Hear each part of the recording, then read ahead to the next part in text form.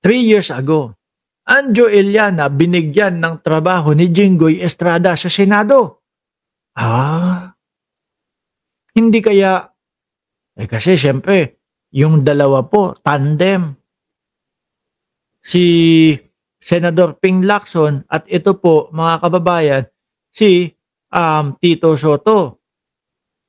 Kumbaga, hindi po atras, hindi po kahit na senador pa yung maimbestigahan dito, wala tayong pakialam, ituloy yan. Kasi gusto natin makita kung sino yung mga nagnanakaw sa pondo ng bayan. Isa po si Jinggoy sa di umano na nasasangkot po dyan.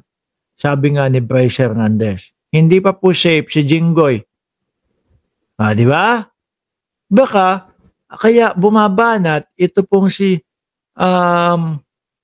Anjo Eliana kasi yung nagbigay sa kanya ng trabaho, pinapaimbestigahan o naiimbestigahan.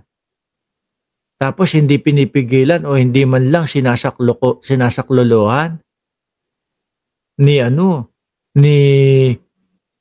Tito Sen. Hindi kaya iyon? Di ba? Hindi ho kaya iyon ang dahilan kung bakit binabanatan ni Anjo Eliana si Tito Sen. Pero pangalanan mo na kaya, Anjo, no? Dito sa sa politika, yan, pinasok mo na yung mundo ng politika. Di pwede dito yung yung gusto mo ba ganito, ganyan.